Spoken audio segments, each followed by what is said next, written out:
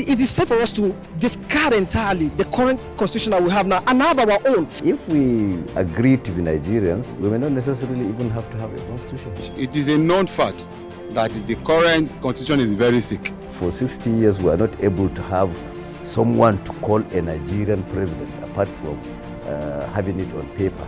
We don't even have a freedom to exercise your feeling. They are elected by the people, but they are not listening to the voice of the people. Scrapping the constitution right now will never be the best option. Amending the constitution is the best option. The way out should be for us to agree to a referendum. Nigeria need a new constitution, and now is the time. It is best for us to have a total, an autochthonous constitution. It means people's constitution.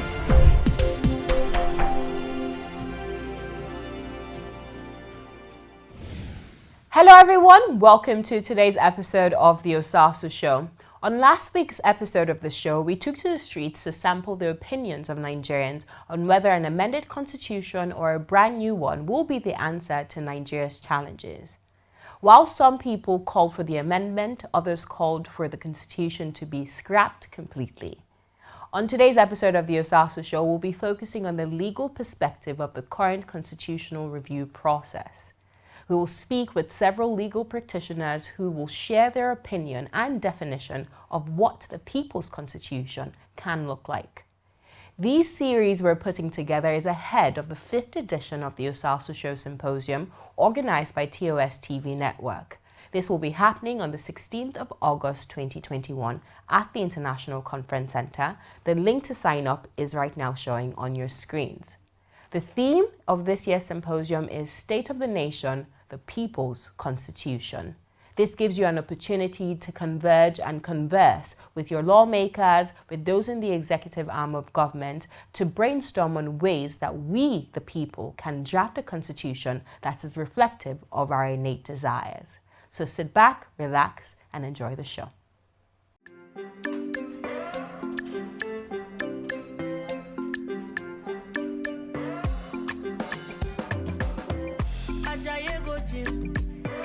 You won't go shake your body.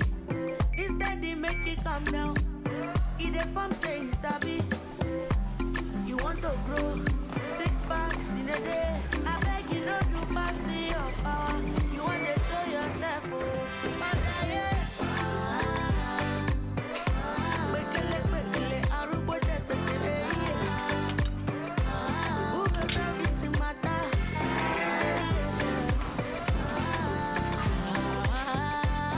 Whatever your size, find it with the new Airtel data plans.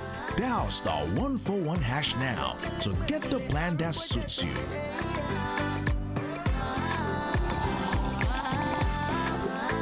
Airtel, the smartphone network. There are certain moments in the day when I need my me time to just unwind and indulge.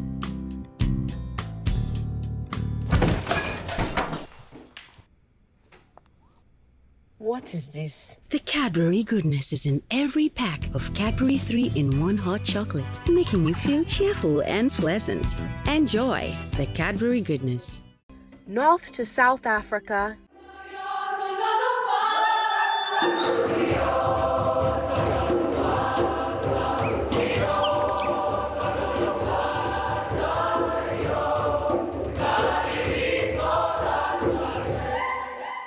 East to West Africa,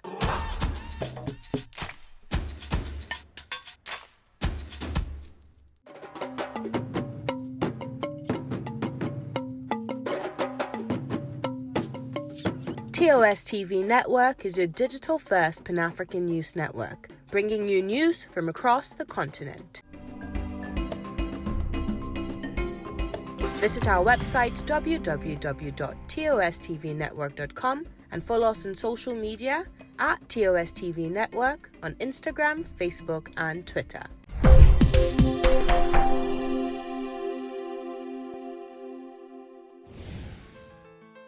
The legal practitioners first gave an assessment of the ongoing constitution review process. When Ike Ekweremadu was the Deputy Senate President, we had two different amendments, which were either not consented to by the president or overtaken by events.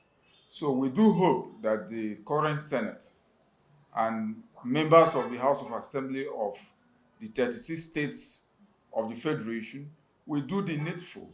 We all know that the current document that we have as our ground norm is not enough to satisfy the values of Nigerians and to go into the cost structure that will enable a strong democratic environment in the country. So we need a robust amendment. It is not just this cosmetic amendment that we have been seeing. The lawmakers must go further to look at the structure of the country as it stands. Because if we do not get the structure right, whatever we do, we are just playing games. The purpose of amendment generally is always to bring to the fore every other thing, lacuna or inordinate provisions of the Constitution, which time may have eroded. So to that extent, I'm okay with that being done, save the analysis I've already made before. And in that case, I have, especially in the procedure or the conduct, strictly speaking, by the leadership of this current National Assembly, I think they seem to lean so much to political exigency than social and natural, and if you like, popular exigency. By that I mean sacrificing the basic need of majority of Nigerians on the altar of political exigency, and that for me is faulty, because a country is made up of its citizens mainly, and the majority, as democracy implies, should be the main concern of the legislature, which organ of government is actually a representative, in quote, as a body of the people. We need a more homogeneous constitution that emanates from the people, from the yearnings of the people, and how the people want to be governed. So the call for it is a genuine one, it's a proper one, and it's well deserved as it is. However, with the way the government of our country is going about, and the National Assembly in general is going about the current constitutional review, it gives some of us have this fear that we may not have what the people truly yearn for and really desire, because you see there are lots of intrigues, politics involved in the whole constitutional review. And most times, the yearnings of the people are not usually captured in some of the demands, as it were. So these are just some of the fears we have about the constitutional review. Else, the whole agitation for a constitutional review is a genuine one, and it's a wonderful one, and something everyone should join their hands together. It's a bold step, but considering the stories we've heard, especially Lagos, where people complained that at the public hearings they were not allowed to even come in to make their presentations. We heard the story, we saw the video of the lady that had the altercation with Senator Tinubu in Lagos, where she called her on some uncouth names. That in itself was, I think, an isolated incident, but with the current or with the recent events that have happened in National Assembly, one is very skeptical about the outcomes, especially when you put it in perspective with the Electoral Amendments Bill, which has suffered such terrible nosedive in terms of the expectations of people, the delivery from the National Assembly.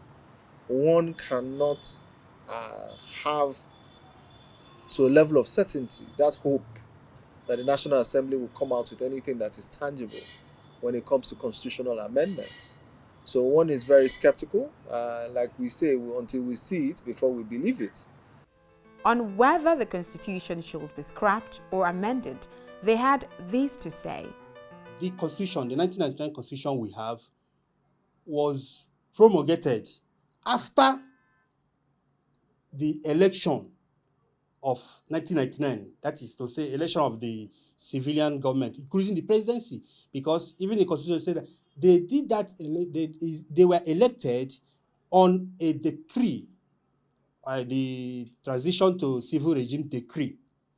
And now, this constitution itself was now made by a decree, that is a constitution promulgation decree, that was made on 5th May 1999, way after the election of this. And even the head of state, as it were, stated so in that particular, they have been elected, all these other people, governors and the rest, and then they are now making and then he went on to say that, and this is very remarkable. They say that they are only taking the proposal of the constitution amendment or constitutional drafting coordinating committee that they formed then, and that committee actually took up, by submissions it got around the country, the 1979 constitution basically.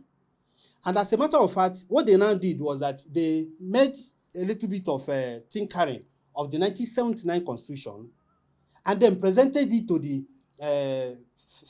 provisional ruling council, as it were, the federal military government. And then even that constitutional promulgation also went further to say that that submission, that committee, drafting committee presented to that Supreme, provisional ruling council, is still subject to amendments that the military government would make.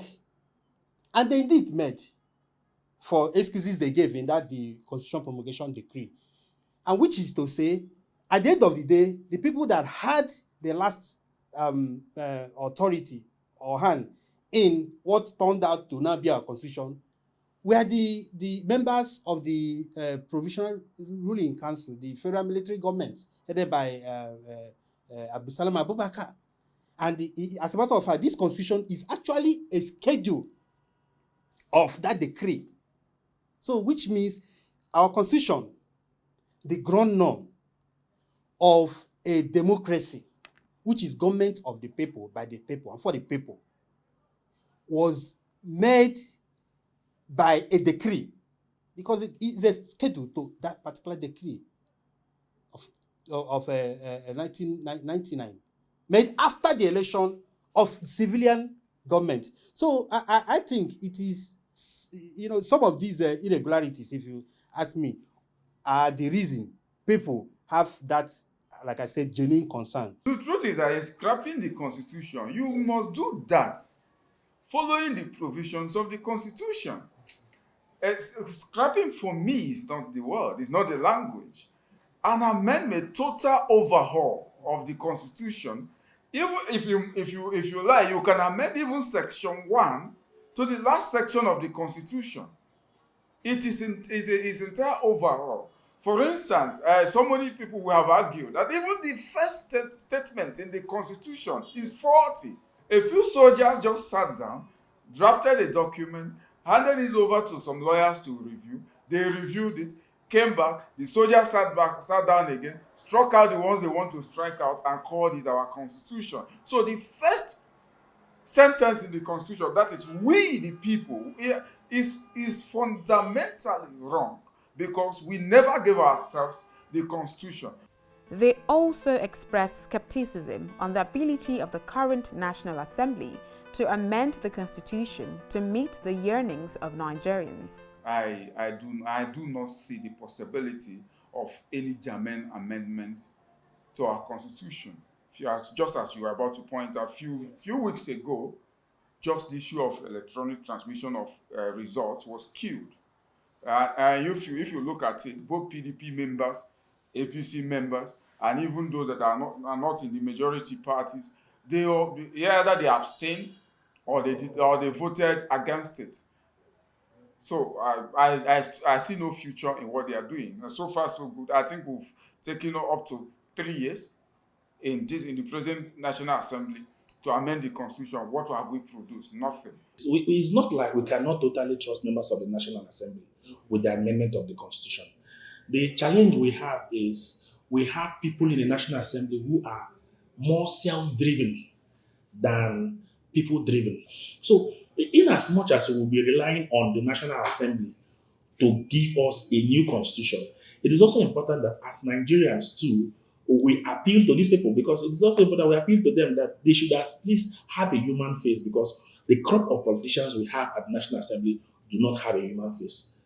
Personally, I don't have confidence in the ability or capacity or capability of this current National Assembly, especially its leadership, because I want to make a particular reference about its leadership, because we see a situation whereby the leadership of the National Assembly has acted in discordance with the seemingly majority opinion of members of the National Assembly. Therefore, I personally don't have that confidence, because if they cannot much as condone their leadership or the procedures, the way and manner they go about their with the standard legal and lawful procedure of legislative business, then why should I trust them on the general scale? From what we have seen, we have had an unabated session of borrowings which are legitimized by the National Assembly and approved by the National Assembly without concurrent oversight. We know that they say they oversighted, but where is this money? We can't say it is. Then you now have a National Assembly that, for all intents and purposes, and knowing the consequences, has refused the cries of Nigerians to ingrain electronic transmission of results in its current electoral amendment lifetime. So what do you think will happen when it comes to other things? And this decision they took, in the eye of every Nigerian, was a very selfish decision that had to do with their survival or coming back to the National Assembly.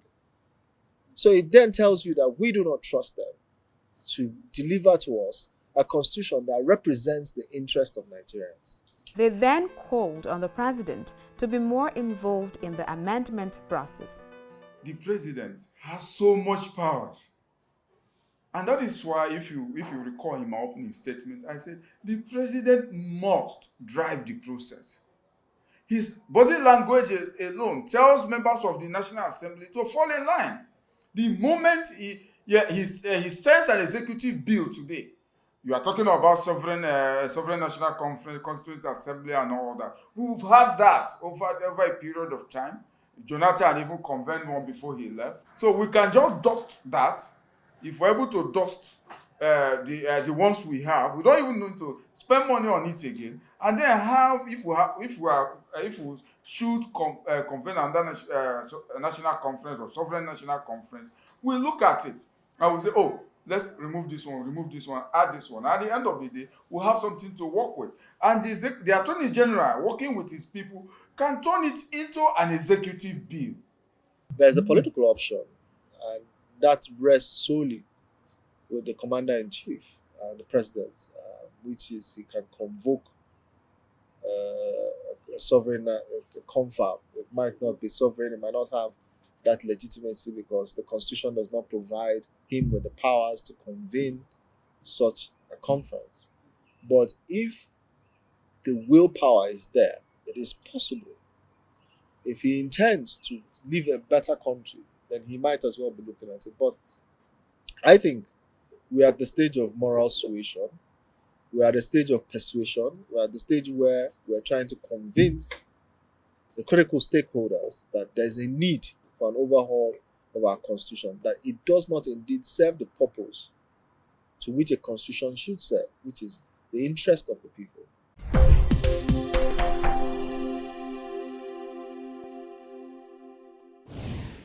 That's it for today's episode. Again, to sign up for the 5th edition of the symposium. The link is on your screen. That is tossymposiumv.eventbrite.com. I look forward to seeing you there. I look forward to personally engaging with you, and I look forward to the conversations that we will have on this very platform. Again, the event is happening on August 16th, which is a Monday, at the International Conference Center here in Abuja. It's a hybrid event, so if you're not in the country and you're watching this program and you would love to participate, you can also do that via our website, www.tostvnetwork.com.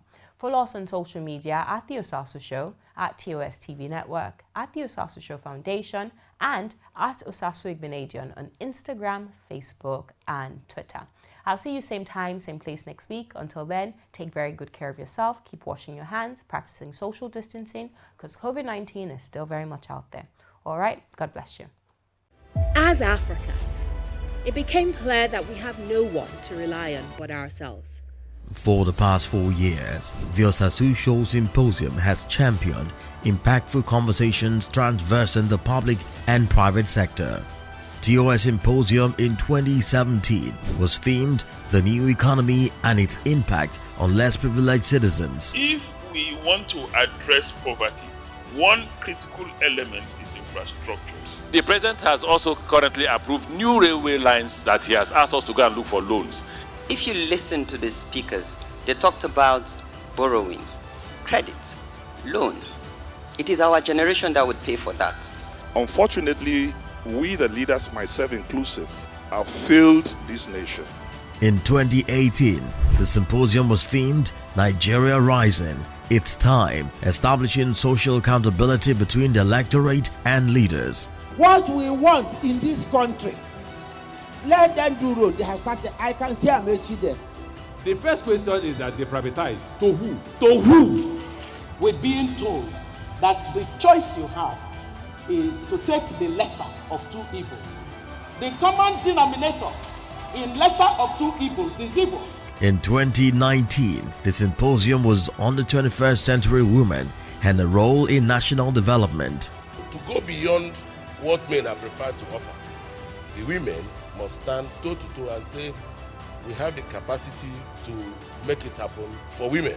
We have been able to make the case that there is no way we can achieve any kind of development without the full and equal participation of women. It's much more fundamental when you support a woman to get elected. But we must ask ourselves, despite the enormity of the work they have done, how come we are still at 6.4% representation for women? As a result of the global pandemic, the 2020 symposium was virtually held and focused on rethinking Africa in a bid to spur the continent's drive for economic growth in a globalized world with a paradigm shift perspective. In the world in which we are, rethinking Africa means that we have to take a second look at Africa's possibilities in the world today. It will start with political will. In the democratic setting, that these people are elected, it is very, very critical that you elect the right person. Africa will be great. And now, we bring to you the 5th edition of the Osasu Show Symposium, themed State of the Nation, the People's Constitution. Date August 16, 2021. Time 8 a.m. to 1 p.m. Venue, the International Conference Center, Abuja. Don't miss it.